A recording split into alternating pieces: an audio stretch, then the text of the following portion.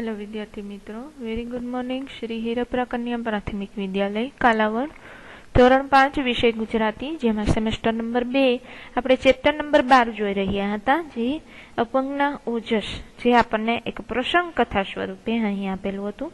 તો તેમાં આપણે જોયું કે 9 વર્ષનો વોલ્ટર પોતાના બંને પગ અપંગ હોવા છતાં પણ ઊંચો કૂદકો, જે વિશ્વ વિક્રમ સ્થાપવા માટે ખૂબ જ મક્કમ હતો.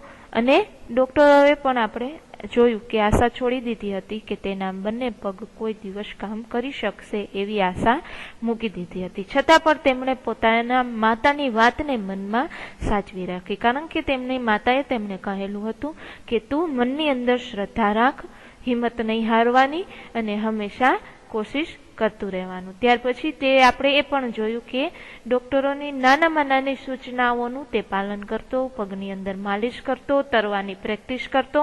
ધીમે ધીમે બધા જ સ્નાયુઓ, સૌ પ્રથમ તો આપણે જોયું કે તેના દરેક સ્નાયુઓ કંઈ જ કામ કરી શકતા ન હતા. પછી ધીમે ધીમે તેના બીજા બધા સ્નાયુઓ કામ કરવા લાગે છે, પણ પોતાના બંને પગ સાવ જ ખોઈ બેસે છે, એટલે કે અપંગના બની જાય છે તેમના બંને પગ. છતાં પણ પોતાના મનની અંદર જે વિશ્વ વિક્રમ સ્થાપવાની વાત હોય છે તે છેક સુધી પોતે હિંમત પર તેમાં મહેનત કરતો રહે છે. અને છેલ્લે જ્યારે કેલિસ્પર્સની મદદથી આપણે જોયું કે લાકડાના જે બનાવેલું હોય આધાર, તેની મદદથી પોતે ચાલવાનું ચાલુ કરે છે. ત્યાર પછી ધીમે ધીમે દોડવાનું કરે છે. ત્યાર પછી તે ઘણી બધી રમતોની અંદર ભાગ લે છે, તેમાં પોતે પ્રથમ આવે છે. અને ત્યાર પછી પોતાના દેશ તરફથી તે ઓલિમ્પિક સ્પર્ધાની અંદર ભાગ લેવા માટે જાય છે. તે જોયું આપણે. હવે જોશું વિદ્યાર્થી મિત્રો આપણે કે તે ત્યાં ઓલિમ્પિક્સની રમતની અંદર ભાગ લેવા માટે જાય છે, બરાબર. નાનો હતો, 9 વર્ષનો, ત્યારે આ રોગનો તે ભોગ બનેલો હતો. હવે વોલ્ટર 21 વર્ષનો બની ગયો છે. ઓલિમ્પિક્સ એટલે શું તે આપણે જોઈ રહ્યા હતા કે તે દર 4 વર્ષે યોજાય છે. વિશ્વ રમતોત્સવ છે, આખા વિશ્વનો રમતોત્સવ હોય છે. જુદા જુદા દેશોમાંથી ત્યાં સ્પર્ધકો રમતોત્સવ ઉત્સવ માટે આવેલા હોય છે. હવે જોઈએ કે એમાં ઠેર ઠેરથી ખેલાડીઓ આવેલા હોય છે. મેં કીધું કે જુદા જુદા દેશમાંથી આપણે ખેલાડીઓ ત્યાં આવેલા હોય છે. હવે ઓલિમ્પિક્સમાં વિજય મેળવવો તે ખેલાડીના જીવનની સૌથી મોટી ઈચ્છા હોય છે, કારણ કે આવડા મોટા રમત ઉત્સવની અંદર વિજય પ્રાપ્ત કરવો તે દરેક ખેલાડીની આશા હોય છે. ઊંચા કૂદકાની સ્પર્ધા માટે વોલ્ટર છે એ મેદાન પર આવ્યો. હવે ઊંચા કૂદકાની રમતની શરૂઆત થઈ ચૂકી છે અને વોલ્ટર છે એ મેદાન ઉપર આવે છે. 2 મીટર અને 5 સેન્ટીમીટરની ઊંચાઈ ધરાવતો વોલ્ટર જેટલો ઊંચો કૂદકો એનો કોઈ હરીફ ન હતો, એટલે કે એની સાથે હરીફાઈ કરે એવો કોઈ માણસ ન હતો. કેટલા મીટર? તો કે 2 મીટર અને 5 સેન્ટીમીટર જેટલી ઊંચાઈ ધરાવતો વોલ્ટર, બરાબર.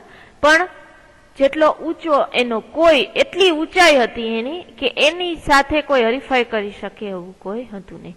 જગતના ચુનંદા હરીફો એની સામે ખડા હતા, ઘણા બધા. આખા વિશ્વનો રમત ઉત્સવ હતો, એટલે કે ઘણા બધા ખાસ પસંદગી થયેલા ઉત્તમ, જે સારું કામ કરી શકે એવા હરીફો જ તેની સામે ખડા હતા. કારણ કે આપણે જોઈએ છીએ કે સારું કામ કરી શકે એને જ દેશ છે એ પોતે વિશ્વની અંદર રમવા માટે મોકલતા હોય છે. વોલ્ટરનો સિદ્ધાંત હતો કે કદી હતાશ ન થવું. એવી બધી બીમારી આવી છતાં પણ કોઈ દિવસ હતાશ નહોતો થયો, કામ છોડ્યું નહીં, કામ પાર પાડીને જ અટકવું. વોલ્ટર કશાય સાધનની સહાય વિના દોડી અને ઊંચો કૂદકો લગાવી દીધો. કોઈની સહાય ન લીધી, કોઈ પણ વસ્તુની સહાય લીધા વિના દોડી અને કૂદકો લગાવ્યો. પછી પરિણામ જાહેર થાય છે. વોલ્ટર ડેવિસ છે એ પ્રથમ આવે છે, એટલે કે વોલ્ટર પોતે, જેનું નામ છે વોલ્ટર ડેવિસ, પ્રથમ નંબરે આવે છે. એટલું તો ઠીક, પણ એમણે 2 મીટર અને 4 સેન્ટીમીટર જેટલો ઊંચો કૂદકો લગાવી અને ઓલિમ્પિક સ્પર્ધાની અંદર વિક્રમ સ્થાપ્યો. એટલે કે આટલો ઊંચો કૂદકો હજી સુધી કોઈ હરીફે લગાવ્યો ન હતો. આ 15મી ઓલિમ્પિક્સની સ્પર્ધાની અંદર પહેલા જ દિવસે પ્રથમ ઓલિમ્પિક વિક્રમ સ્થાપનાર વોલ્ટર હતો. આ 15 દિવસ ચાલે એટલી સ્પર્ધા હતી, એમાં પહેલા જ દિવસે વોલ્ટરે વિક્રમ સ્થાપી દીધો. એને સુવર્ણ ચંદ્રક પણ મળ્યો, એટલે કે સારું કામ કરવા બદલ જે આપણે ચંદ્રક રમત ગમતની અંદર આપણે ઘણી વખત જોતા હોય કે ચંદ્રક દ્વારા તેમને સરસ મજાનું પ્રોત્સાહન ઇનામ આપવામાં આવે છે. તો તે તેમણે મેળવી લીધું. હવે આગળ જોઈએ કે તાળીઓના ગડગડાટથી વાતાવરણ એકદમ ભરાઈ ગયું. વોલ્ટરની સિદ્ધિ રમતની દુનિયામાં માન પામી. એનો પુરુષાર્થ લોકોના દિલમાં આદર પામ્યો. આ સિદ્ધિ પછી પણ વોલ્ટર ડેવિસ આનાથી પણ ઊંચા કૂદકા લગાવવા લાગ્યો. એવું નહીં કે એક જ સ્પર્ધાની અંદર વિશ્વ વિક્રમ સ્થાપ્યા પછી પોતે છોડી દે, નહીં, પણ હજી આના કરતા વધારે સિદ્ધિ મેળવવા માટે આનાથી વધારે ઊંચા કૂદકા લગાવવા લાગ્યો. એક બિન સત્તાવાર સ્પર્ધાની અંદર એમને 2 કિલોમીટર 2 મીટર અને 13.5 સેન્ટીમીટરનો ઊંચો કૂદકો લગાવ્યો. તેના પછીની જે એમને ચાલી આવતી સ્પર્ધાની અંદર પણ વિક્રમ છે તે આનાથી વધારે ને વધારે કૂદકા લગાવવા લાગ્યો. વોલ્ટર જીવન અને રમતના મેદાનનો સાચો વિજેતા બની ગયો. પોતાની જીવનની અંદર પણ તેમણે વિજેતા સ્થાપ્યો અને મેદાનની અંદર પણ વિજય સ્થાપ્યો. જે વોલ્ટરને માટે ડોક્ટરોએ કહ્યું હતું કે એ કદી પણ જાતે પોતાના પગ હલાવી ચલાવી શકશે નહીં, એ વોલ્ટર આજે મન અને તનની તાકાતથી જગતની અંદર ઊંચામાં ઊંચો કૂદકો લગાવ્યો. એને બતાવ્યું કે અપંગ અથવા અશક્ત કે લાચાર કે અસહાય નથી. તેને શું બતાવ્યું કે માણસ છે એ અપંગ હોવાથી કઈ લાચાર બની જતો નથી.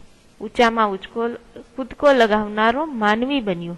એને બતાવ્યું કે અપંગ ને અશક્ત હોવા છતાં પણ એ હિંમત ન હારે તો ધારે ઈ કરી શકે છે. તો આવો સરસ વોલ્ટરે પોતાના જીવનની અંદર એક હિંમતભર એક પોતાનો ધ્યેય છે તેને પ્રાપ્ત કર્યો. હવે વિદ્યાર્થી મિત્રો શબ્દ સમજૂતી જે આપણે ગુજરાતીની બાકી બુકની અંદર લખશું, જેથી કરીને અઘરા શબ્દો આપણે જાણી શકીએ. રૂઢિપ્રયોગ પણ તેમાં જ લખશું. ભાષા સજ્જતા માટે કોઈ એવું ખાસ શીખવાનું છે નહીં. સ્વાધ્યાય પણ આપણે ગુજરાતીની પાકી બુકની અંદર લખશું. પછી રેફ આવતા હોય એવા શબ્દો ગોતી અને તમારે પાઠની અંદરથી લખવાના છે. એક ઉદાહરણ પણ તમને અહીં આપી દીધું છે. ત્યાર પછી સમાનાર્થી, વિરોધી, જોડણી અને વિરામ ચિહ્ન મૂકી અને વાક્યને ફરીથી આખા ફકરાને ફરીથી નોટબુકની અંદર લખવાનું છે. જે આપણે આ જ પાઠનું હોય છે. તો આ પાઠની અંદર આપણે આ ફકરો ગોતશું અને તે કેવી રીતે તેમાં લખેલો છે વિરામ ચિહ્ન મૂકી અને તે આપણે અહીં લખશું. સર્વનામ મૂકો અને ખાલી જગ્યા પૂરો અને શબ્દકોશને ક્રમમાં ગોઠવો. તો અહીં આપણું આ વોલ્ટરનો એક સરસ મજાનો પાઠને પૂર્ણ કરીએ છીએ. Thank you.